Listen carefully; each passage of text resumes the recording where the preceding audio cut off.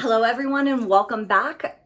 I am finally going to make the Greek relish I talked about months and months ago when I was incorporating 30 different plants a week into my diet. Now the recipe I'm going to be making today, I did pull from several different recipes essentially to come up with my own combination of ingredients that I felt would be a good fit. The recipe does call for Greek seasoning. I'm going to use a cheat and use Greek salad dressing. The little tiny cherry tomatoes are also a good option. I'm going to be using a Roma tomato, and then fresh garlic as well as powdered garlic, and then 2 different olives. We're going to use the Kalamata olives and just some black olives. And then this seems to be really important, and it is the English cucumber, which I'll be using. And then just a couple other ingredients: oregano, red onion, and feta cheese crumbles. Let's get started. I am going to start with the English cucumber. Now, the recipes I've noticed call for 1 cucumber, but this thing is huge. And so I am really only going to do maybe 1/3 of this cucumber. And then that way I can gauge and add more if I want. Now I'm just going to be cutting this directly down the middle, turning it over directly down the middle again.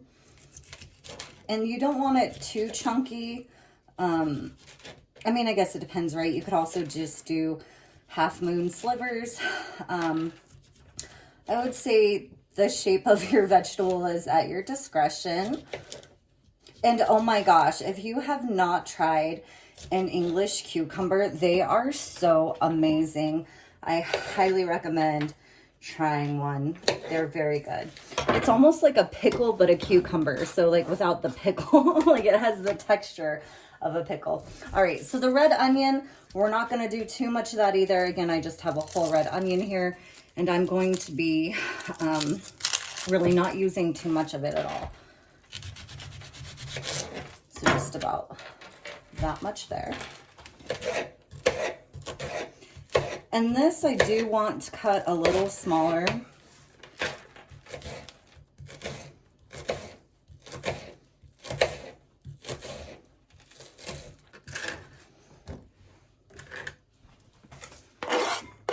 And again, just know you can make whatever modifications that, you know, if you really like onion, you want more red onion in there, add more red onion. It's up to you. Make this yours. Again, I don't claim to be a professional. I'm certainly not. I just love creating food, especially when I've tried it elsewhere. I know that I can replicate something just as good for myself. And so keep in mind, this idea did stem from a visit to the hot springs in Glenwood Springs, Colorado at Iron Mountain Resort, Hot Springs Resort, or Iron Mountain Hot Springs. And it was part of their falafel dish. And so I had a bite and it was just so good. I knew I had to make it. Now, when it comes to the olives, I've read about 1/2 cup. So I'm going to, and there's a ton of juice in here, right? I don't want all that juice at all. So what I did is I'm essentially making a mess, but I'm just trying to keep that juice because I'm going to pour it back in that jar. And then, again, roughly 1/2 cup of those olives. Now I'm going to chop them just a bit smaller. It looks like they are mostly in halves. And some recipes I notice call for both black and the Kalamata olives. Others are just the Kalamata, whatever, just these ones. So I'm really using both. I don't feel like I've ever really tried these olives, so I am a little hesitant, but we'll see how it goes. All right, now for the black olives, and actually I'm just gonna pour this juice back in here. And again, about 1 cup. Okay, the juice with the olives is not happening for me. But we want, again, essentially 1/2 cup. I'm just doing equal amounts, again, just really ballparking this recipe, knowing I can add more ingredients if I need to. Okay, so about 1/2 cup. of the black olives. And then these I'm going to cut. And I guess you could probably buy them already cut or chopped. Save some time and save some of the mess that occurred. And I know this video is so long overdue.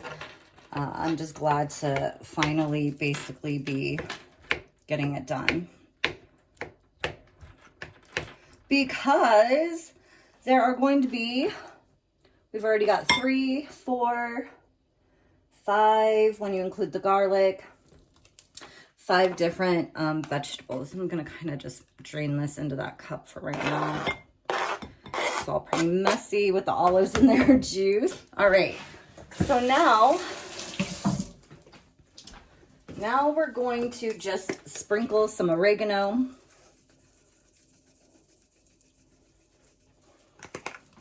I'm going to use some fresh garlic, but for now I am also going to just be adding a little dusting of garlic powder. Here's the garlic I'm going to be using. And this is a pretty big clove, so I may not be using all of it.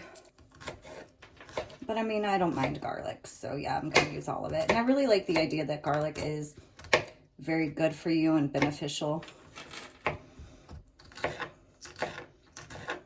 It already smells so good.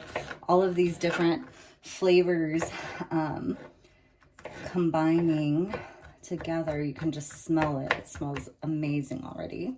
And my idea really is to either eat this on its own or on top of my salad. And I lost the tomato that I'm going, oh there, let me go grab the tomato. I knew I was forgetting something. And so I did leave this tomato out when I just counted how many vegetables or plants are going to be in this recipe. So we'll count again here in just a second.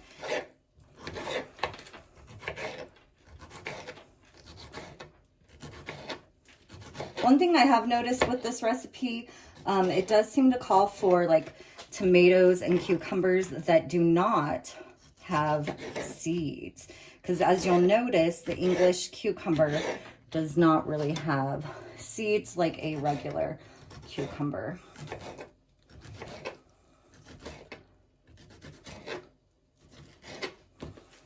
And nor does a Roma tomato have too many seeds. All right, so there we go there. And then let's go ahead and now add some feta cheese. Maybe do, you know, I think I'm just gonna do half a cup. I mean, you can't really go wrong with cheese, right? So we'll do half a cup, roughly. And then I was debating whether I want to basically cut this up a little bit more, because I don't want the chunks of cheese too chunky. So I am just kind of cutting it here. Probably not the best idea. Do what is safe for you.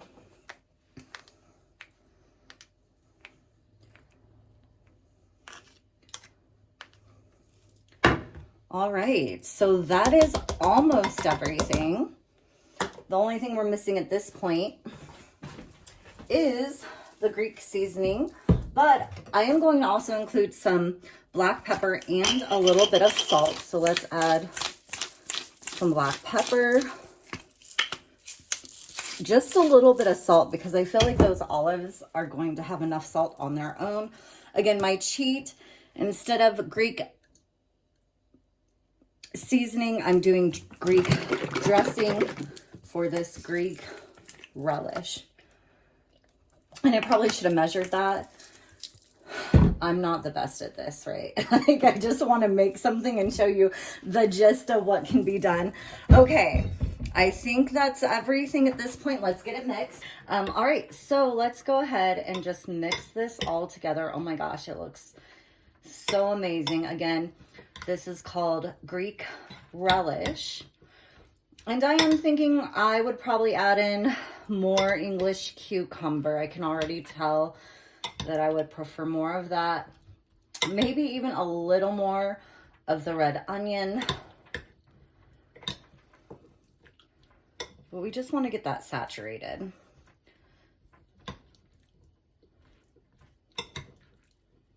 And then I'm gonna add a little bit more.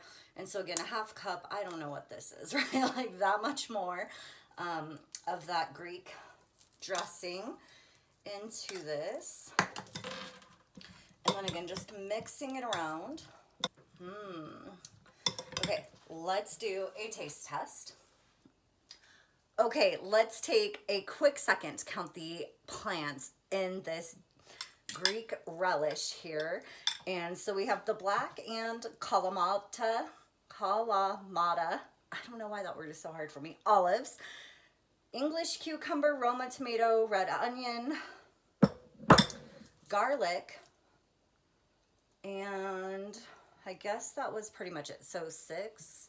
Oh, pepper counts too, so 7. And so again, gonna have our first bite and trying to get all the different flavors on the. Got some tomato in there. Oh my God.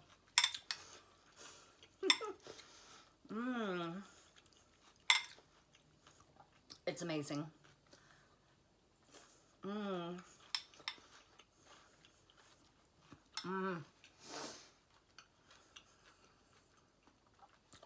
Wow. Very impressed. And as you could see, super simple to make. Excuse me. And if you're like me, a little messy in the process too, maybe. But look at that. An absolutely delicious, just Greek relish. Super simple. And an easy way to get at least 6 to 7 additional plants in if you are participating or trying to eat, 30 plants per week. So again, great option there.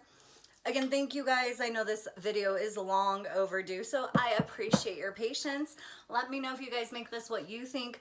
Again, sorry for my lack of measurements. It really is just for you all to have a gist of a recipe and then make with it what you will. Thanks for tuning in, and I'll see you soon.